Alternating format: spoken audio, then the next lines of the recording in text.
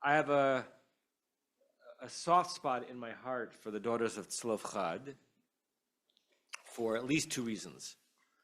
One, because one of them is Noah, right? Which is my oldest daughter's name. And I don't know, 20, 25 years ago, it was not nearly as common to have modern Jewish women named Noah. In fact, when at Noah's baby naming in our synagogue in Monroe, there was an older gentleman who was a survivor of the Shoah, originally from Poland, and wonderful guy, and Leb Suke de Zimra, and also said what was on his mind. And when we announced the name, he was in the back of the room, and he says, "Noah, what kind of name is that for a girl?" Because the English Noah, of course, is from the Hebrew Noach, and the Hebrew Noah is one of the daughters of Tzlofhad. So I feel connected. And Noah, you know, some of those names we still name. It's been a long time since I met a Machla or a Milka. But Tirza gets, we get some Tirzas, we get some Noahs. And also because their story, which sometimes is overtold, meaning there are ways in which we moderns try to find hints in our ancient tradition that our egalitarian and liberal way of doing life in Judaism was foreseen by the Torah. And sometimes my reaction to that is, like we might be seeing things that aren't actually there. There is something extraordinary about the story of the daughters of Tzlofhad. It may not be as pre-modern as we would like it to be, but just to remind you of the story, that when inheritances are being handed out in Parshat Pinchas, the daughters of Tzlofhad, Tzlofhad, who died in the desert with no male heirs, come to Moshe and say, "Hey, the way the rules are established now, we're not going to get any of Abba's land because we're not men, and he had no male sons, and therefore his line is going to be basically eliminated in terms of inheritance." And they petition Moshe, and Moshe brings the case to God, and God basically sides with them. It is sort of there's something wonderful about that story. It's helpful to remember that it's not really about women's rights, even though we'd like to think of it as kind of be about women's rights. It's about their father's line persisting with an inheritance in the land of Israel. And so it's like women's rights adjacent. But it's still a story to which we can go back to show that the Torah was inside of itself malleable, flexible, and interested in adapting to real questions about whether or not a certain legal ruling was fair, right? So there are aspects of it that really are wonderful, and sometimes we stretch it. But I want to study something else about them in this week's teaching. So look at the first source. This is from the very, very end of Parshat Maseh. I said Matot before I meant Maseh. We have a double Parsha this week, so I could choose from Matot or Maseh to teach. These are the last three verses of the book of Bamidbar, the book of Numbers, okay? And it's been about 10 chapters since we heard about the daughters of Tzlofhad, but as the book of Bamidbar is ending, we have the following. Vatiena machla tirza v'chogla umilka v'noah, benot Tzlofhad livnei dodehen l'nashim. Machla, Tirza, Chogla, Milka, Noah, who were the daughters of Tzlofhad, Vatiena, they became, Livnei Dodehem, to the sons of their uncles, Linashim. In other words, they became wives, right? They didn't become women. Nashim can mean both wives and women, meaning they married their cousins, okay? Torah says they married their cousins, and if you read in Parshat Pinchas from this week, it explains how the ways in which they chose to marry within their tribe, it meant that the land was going to be staying within their tribe, because that was very significant that land stayed within the tribal designations. Okay, that's verse 11. Mimishpechot b'nei Menashe ben Yosef hayu l'nashim. They became wives within the clans of the sons of Menashe, who were the sons of Yosef.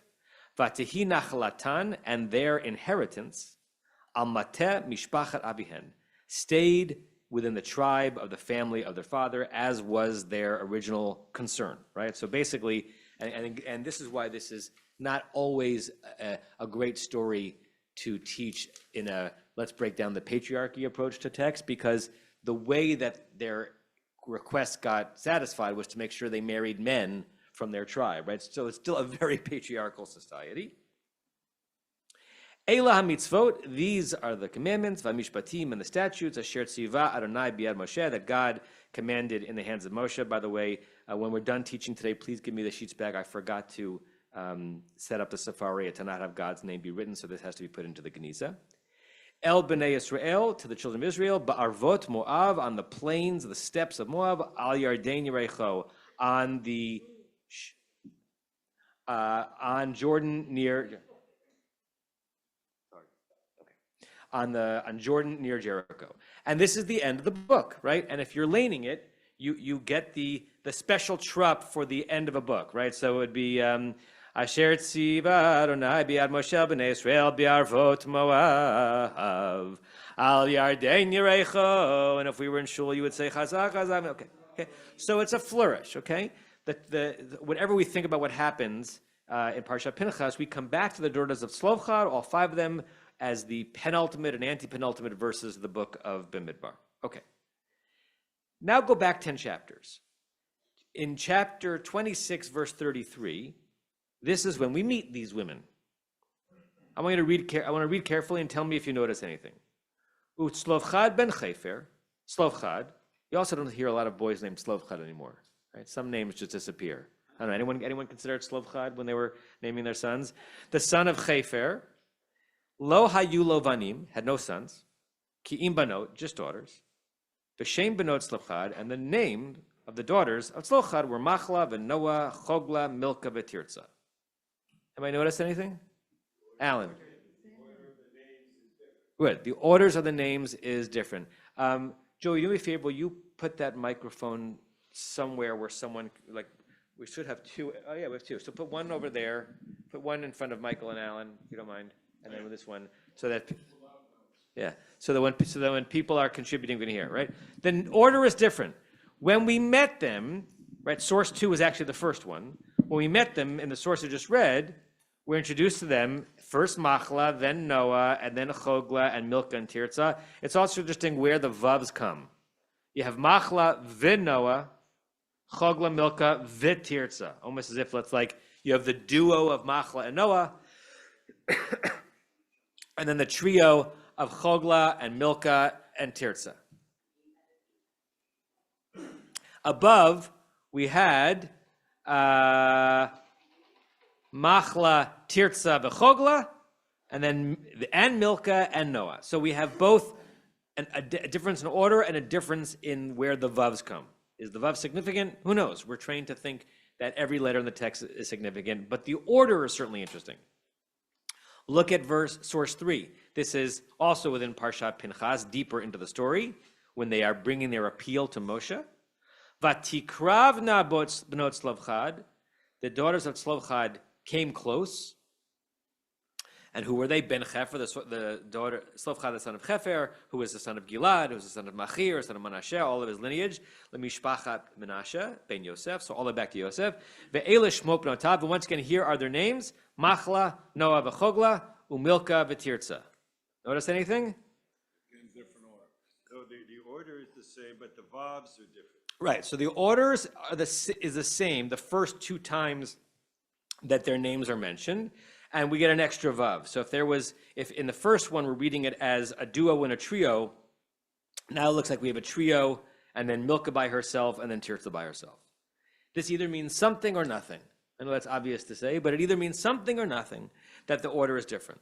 Before we turn the page, and hoping no one read ahead, what do you think? What might have been the rationale? What are we supposed to understand from the fact that when we're introduced to the daughters of Tzlofhad in the story, it's one order, and then when the Torah is kind of remembering them later on and mentioning they got married, it's a different order? Thoughts? No wrong answers. All answers are interesting. Thoughts? Yes, Rebecca. It just might be that they got married in a different order. So the first 2 may be the order of their age, and maybe they didn't get married in the same order. Okay, so we're getting somewhere. The first 2 is introducing them vis-a-vis their relationship to their father, and the context of The third mentioning, which is the first on the page, is their marriages, and maybe they married out of order. And why might that be interesting to note in the Torah? Because, I mean, to borrow our phrase, Yenta has to make a match for you before she can make one for me. The oldest one is supposed to be the one that gets married first. Right, and that we've seen that in the narratives of the Torah be significant, right? The whole Rachel and Leah situation is because in ancient society, even outside of our tribe, right, to Lavan, right, it was significant to marry off the older one before the younger one. So maybe the Torah is highlighting here, these five were indeed Machla, Noah, Chogla, Milka, Tirza, but they were married off as Machla, Tirza, Chogla, Milka, Noah, right? And so Machla was the first one maybe to be born, and she was the first one to be married. But Noah was the second one to be born, but she was the last one to be married. Poor Noah. Not in our family. In our family, Not in your family. first one born, first one to be married. There's a. Yes, They Rebecca. might also be married, the first three might be married to the same cousin. Maybe that's why they're a trio. Married to the same cousin? I don't know. Not unheard of. Yeah, I mean, Sadly. in halachic language, you couldn't marry two sisters, even though in their lifetimes, right? In biblical narratives, Rachel and Leah marry each other. Maybe they're being married off. Machla, Tirza, and Chogla were married, and Milka and Noah were married. Interesting. Okay. Any other possibilities? No answer is a wrong answer. Okay. Sisters to three brothers. Or three sisters to three brothers. Okay. Brian? Placement of the Vav, maybe you were talking plural marriage, and that's why the Vavs are where they are. And what would explain then why the Vavs are where they are in source 2 and 3 when it's introducing us to them and there are still different placements of Vavs? By the way, I don't have an answer to that question either, right? I'm just noticing, right? Okay, turn the page. I found some interesting stuff regarding this difference of order. And by the way, this is one of those situations where if I knew this before this week, I don't remember knowing it. Which every time you study the Torah, you do indeed uncover something that you didn't know. If you had asked me this Wednesday, is there any difference in the order in which the daughters of Tzlofhad are mentioned in the Torah, I would have guessed probably not. Why would there be? Okay. But Rashi notices, because he notices everything. So this is Rashi on the first source of the page, which is the second or actually third mentioning of their daughters. Rashi at the end of the book of Bamidbar. He quotes Machla Tirza, right, as opposed to Machla Noah. Khan, here, at the end of the book of Bamidbar, Minna'an, the Torah counts them or lists them. That root Minna'an is the same root from which we get Minyan, counts them. Lefi Gdulatan, as based on their order, their greatness, Zo Mizo Bishanim, one from the other in their years, meaning age, Venisu Keseder Toldotan, but they were married, as Rebecca kind of predicted, according to a different order, according to their birth. Bechol Hamikra Mina'an Lefi Chochmatan, but elsewhere they were counted according to their wisdom, to their capacity to think. Umagid sheshkulot zo kazo. And this is a way of telling us all that they were equal. And he quotes a source from the Talmud, Bava Batra, which is the longest tractate of the Talmud. And we'll see what that says in source 5. Lahalan, later on, Mina'an HaKatuv Derech Gedulatan, that they were counted them according to their age. V'chan Derech Chochmatan. But here, when they were listed originally, they were mentioned based on their wisdom. So it's almost the opposite of what Rebecca said. That what Rashi and the Talmud is saying is that later on in our verse, they were married off by their age, and that's why they're listed that way. But when we're introduced to them, we're introduced to them not in their age order, but we're introduced to them in their smarts order, in their wisdom order. And you can imagine kind of the subtext of this. The context for the first mentioning them is they're bringing a claim, an intellectual, spiritual, religious claim to Moshe. And so they were mentioned in the descending order of, who's the first person listed on a paper, right? The one who contributed the most, right? So in that context, they're listed based on who contributed most to the conversation. Later on, they're listed by age order because that's actually how they were married off. And then the Talmud, We count people in a variety of ways. We mention them in a variety of ways. So, for example, you sometimes measure people by size, right? Size places, alphabetical order. The Supreme Court is done by seniority. You have interesting pictures of faculty that is done by distinction. So if you look at the early pictures of generation before you with the seminary, so sitting next to Louis Finkelstein on his right was Saul Lieberman. Before that, sitting next to Louis Finkelstein when he was alive was Levi Ginsburg. So you put people in a very particular, in multiple particular orders, depending on what your task is and what the recognition is. And you also see heads of state, jockey for who gets in what place, where, and how. great. So what Rashi is bringing from the Talmud, we have some modern version of. There are, you are counted, placed, sat differently based on the context. Sometimes it's age, sometimes it's wisdom, right? And again, given the contexts in which the women were mentioned here, it's a reasonable argument. And look what the Talmud does with it. So now we're at source 5, second line in Hebrew. Messiah le Rabbi Ami. This way of understanding the listing of Tzlofhad's daughters is helpful to Rabbi Ami. This is a Talmudic approach where you have a teaching and someone says, oh, that teaching you just mentioned, that's going to be a supportive text to something I once heard this other rabbi say. And what did Rabbi Ami say? Damar Rabbi Ami. This is classic Talmudic wisdom in very terse, cut language. B'yeshiva halech achar chokhmah. Almost exactly what Mike was saying. When it comes to sitting, what kind of sitting? Sitting and learning, yeshiva learning. When it comes to how you place someone in a meeting where the content of the meeting is Torah, halech achar chokhmah. Place them, put Finkelstein here, and then Ginsburg, and then Lieberman, right? B'misiba, but when it comes to a party, when it comes to,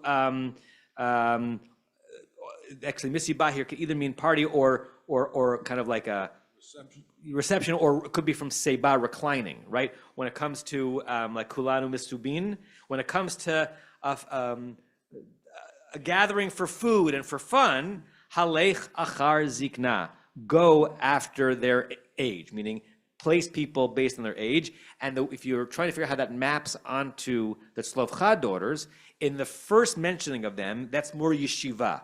They're bringing a halachic argument to Moshe, and so they're listed according to the Chokhmah. Later on, they're getting married. It's a mesiba, it's a party, it's fun, it's food, it's lying down, if you will. Therefore, it goes after their age. Amar Rav Ashi, this, and by the way, he says, I don't know why I included it here, but it's in the Talmud, so I included it. V'hu demaflig b'chokhmah. This is only significant if there is a significant difference between the people that you're sitting vis-a-vis wisdom. V'hu demaflig b'zikna. And also, it's significant only if there's a significant age gap. If someone's born January 9th and someone's born January 11th, you don't have to sit one in front of the other. But if someone's born in 1949 and someone's born in 1955, and you're in a situation where the context is misibah, honor the age. Okay. So what Rashi is doing is saying that the order is significant, and we learn something from it.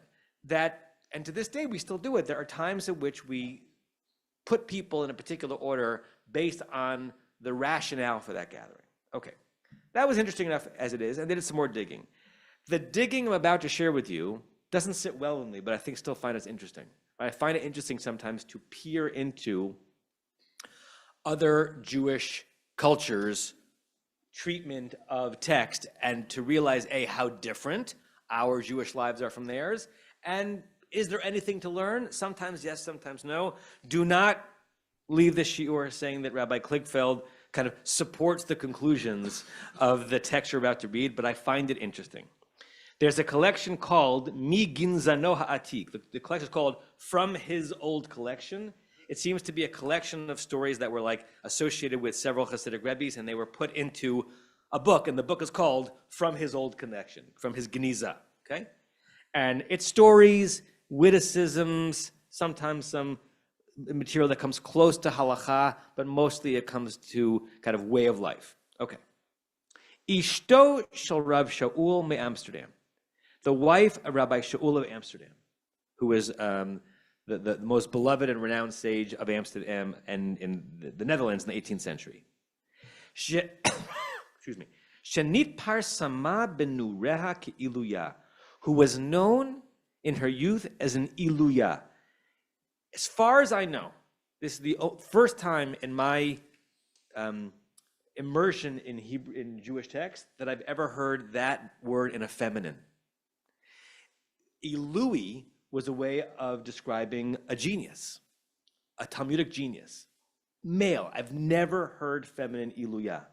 When I learned the word ilui when I started to study about the life of Rabbi David Weiss Livni, Zichrono Lebracha, who until he died 4 or 5 years ago, until he started to be demented before that, was without question the world's greatest living Talmudist.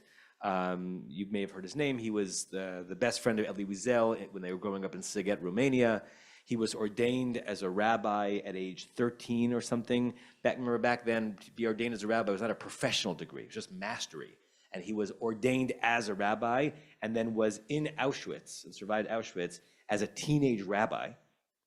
And then came to the United States and taught Talmud and Halacha, really Talmud at the Jewish Theological Seminary. He famously and somewhat controversially, depending on your take on it, left the faculty of JTS when they started ordaining women in the 1980s. He said later on it was not because he didn't think that should happen eventually, but he didn't like the way that the JTS faculty went about doing it, right? He said, don't think of me as a Neanderthal. And he was an Elui. When people said that he memorized the Talmud, he memorized the Talmud.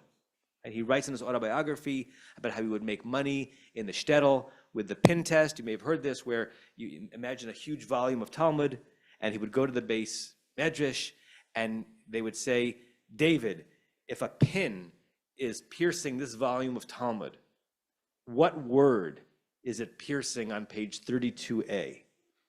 And he would know. He would know. What is the 37th statement of Rava in Masechet Kiddushin? And he would know. That's how he made money, okay? Ilui. I've never seen Ilui. Ever seen the word Iluya, Michael? Right. So apparently... Let me interrupt. Please. I traveled when David Weiss Livni, Zichrono Livracha, wrote his autobiography. I traveled with him to about 4 cities to interview him because they didn't think that he would command it as a speaker, but he was a great conversationalist. So he told the story about his admission to the seminary, which is worth telling. He comes to the admissions board, and he's coming from Chaim, Berlin, which is an ultra-Orthodox yeshiva. He's coming to the admission board, and the admission board asks him why he wants to be a conservative rabbi. But he's obviously of the caliber that you can't make the decision not to admit him. So they send him up to Chancellor Finkelstein. Finkelstein asks him a very different question. He says, why do you want to come to the seminary?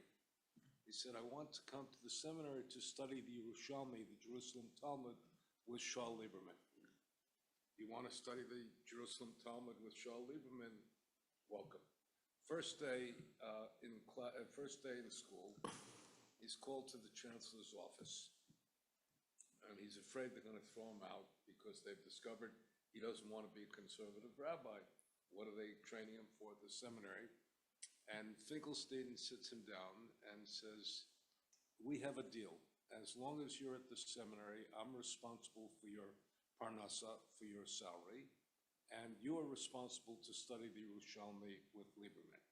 He hands him a check. In those days, it was for $2,500, which was a year's income.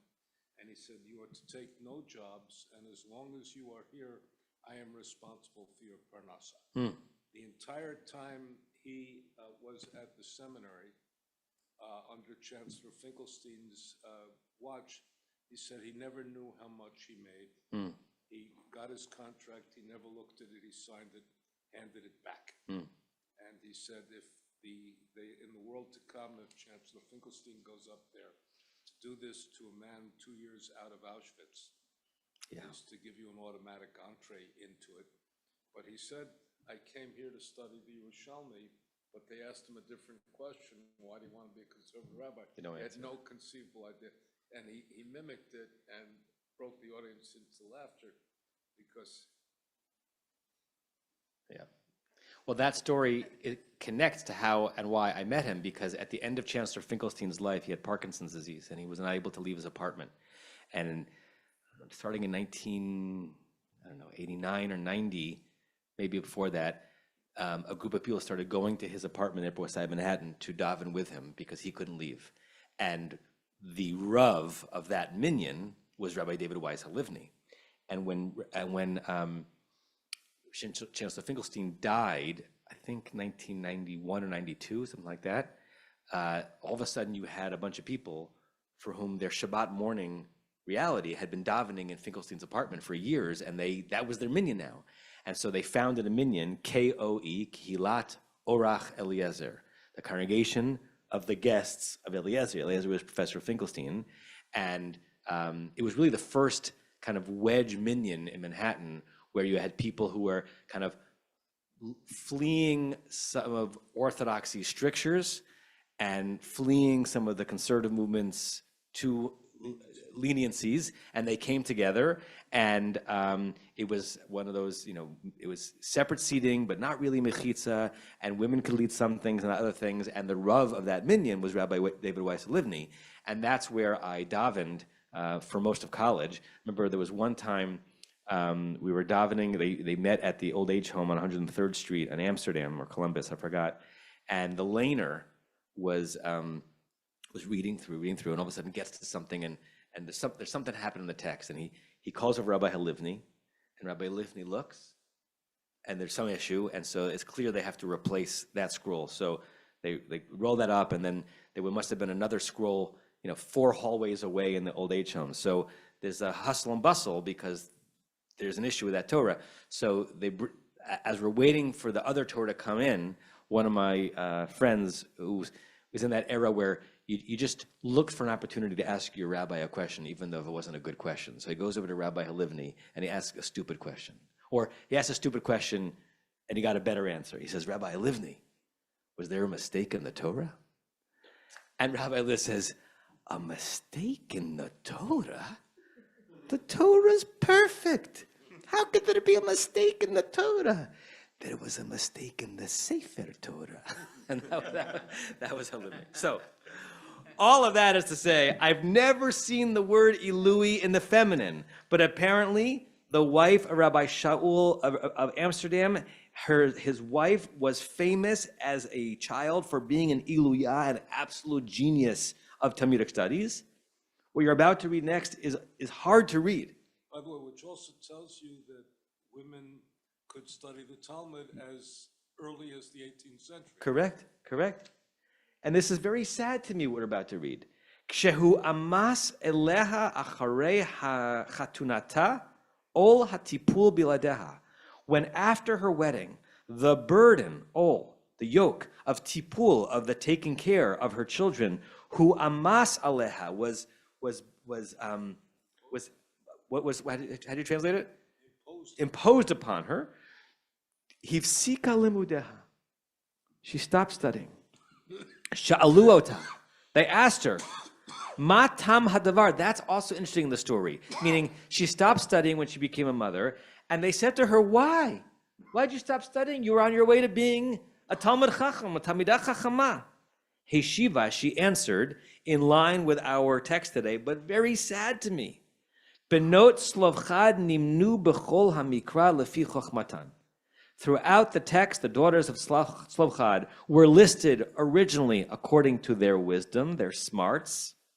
The Kan, and here at the end of Parshat Maseh, lefi toldotehen, according to their births. Madua, why, she said?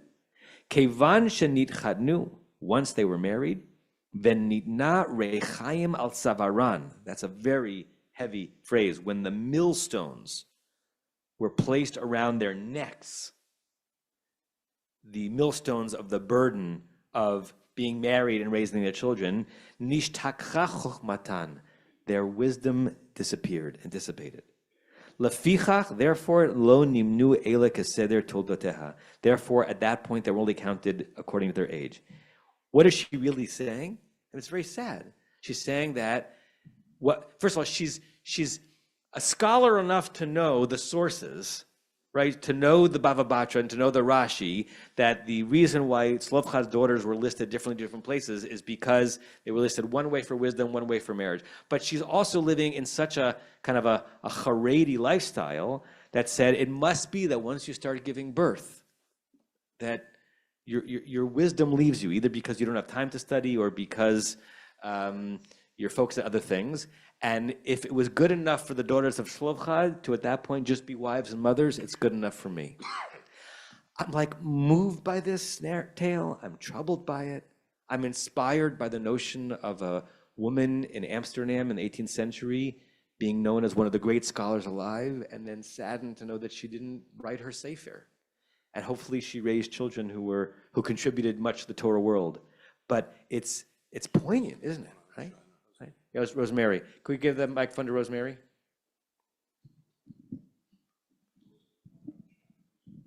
Yeah. I had the same question in France because our synagogue was traditional. And when the children were born, then we had to stay home. And the answer of the rabbi was, we are doing much bigger mitzvah, taking care of our children, so our husband can go to synagogue and study. Yeah. So that was a comfort. I mean, not that we were eliminated, but we were backing our husbands. Yes, there is something beautiful in our tradition about how much sacred weight we put to raising a family and raising Jewish children. In fact, I've shared this story before, so if you've heard it from me, I apologize. There are ways in which that very concept is wielded in more liberal settings for impact. So I was once at JTS, where I went to rabbinical school, years after I was there for a meeting. And I happened to be at Mincha. And apparently at that time, there was some kind of controversy stirring because the dean of the rabbinical school at the time, my friend Rabbi Daniel Nevins, was upset and disappointed that a lot of rabbinical students were not coming to morning minyan, right? He was basically saying, come on, you're studying to be a rabbi. Get out of bed and come to minyan. I actually got his frustration. And apparently he wrote some things in the bulletin and people were pushing back. They thought he was being too imperious, whatever. And when I was there, it was a week in which people were giving divrei Torah in between at Mincha to respond. This is a very Jewish way to respond to things. Let's share words of Torah in response to the argument. And the day that I was there, Professor David Kramer, who's been teaching Talmud at JTS for many, many years, gave a beautiful Dvar Torah.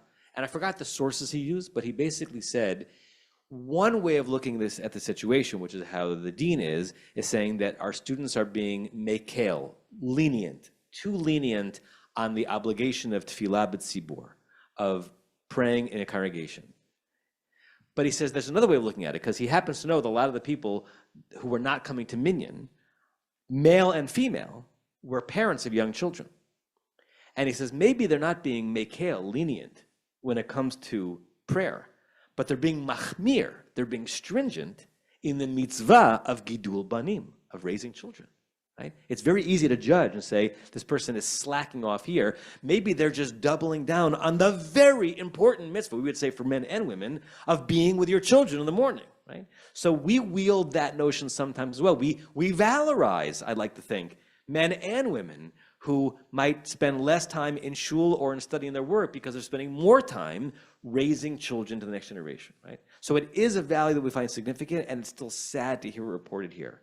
We're over time, but I just want to share one story quickly because some of us in the room were not so long ago at the grave of the Chatam Sofer, who was the great rabbi of Pressburg, Bratislava, and because in my study, I was not looking for this, but I found it, I wanted to share it. But Bobby, you're going to say something?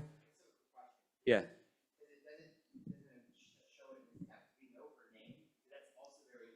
Yeah, I don't know her name. I'm sure that there. I hope her name is known. I don't know her name. I had never heard of this woman. I had never heard of Rabbi Shaul of Amsterdam before this. Right. This is why, when I prepare to teach, it's a wonderful adventure for me because I never know what I'm going to find. But I don't know her name.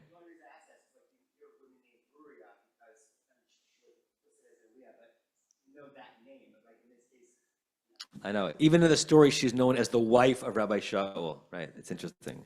And it's in a very, this collection I found is in a very frum collection, right? So sometimes they're bizarrely modest to like not even mention a woman's name. Rebecca? Yeah, I just wanted to say that now you would say Ilui for a woman as well. So you could say about like a musician, he Ilui. And you wouldn't feminize it? You wouldn't say Iluya? No. Interesting. Like actor, now you don't say actress anymore. Interesting. So if you might hear it now. Interesting. He said that. Huh. Well, I also had never even heard it about a woman, let alone feminized. Let's read the story quickly. So the Chatam Sofer, at whose grave Bobby and I, anyone else who was here was there? Just Bobby and I were 2 weeks ago or so in Bratislava. This is the Hebrews at the very bottom of page 2. Chatam Sofer hikpid ma'od lo lahasi benotav hatzirot lifnei bechirot. The Chatam Sofer very makpid, very punctilious, very focused on not marrying off his younger daughters before his older ones. And he brought proof from our verse meaning the one in the end of the Bamidbar. Ki al hakushya, because on the question, Lama nimnu kan benot Tzlofhad lefi seder acher miasher Parshat Pinchas, on the question of why they were listed in a different order in Maseh compared to Parshat Pinchas, Omer Rashi, he knew Rashi, and Rashi said, Kan mena'an lefi gdulatan zomi zobishanim. Here at the end they were listed by their age order, Benisu Keseder Gdulatan, and they were married off in that order. Uvechol mikra mena'an lefi chachmatan, and elsewhere they were all married, they were listed by their wisdom. Anu lomdim mizeh, we learn from this, Afal pisha lefi chachmatan haseder hu kafi shekatuv b'Parshat Pinchas. Even though, according to their wisdom, their order was as it was in Parshat Pinchas, Abal nis'u lefi gedulatan. They were married off according to their size, their age, ukeseder toldotan, and the order of their birth, lefi gilan. So it's interesting.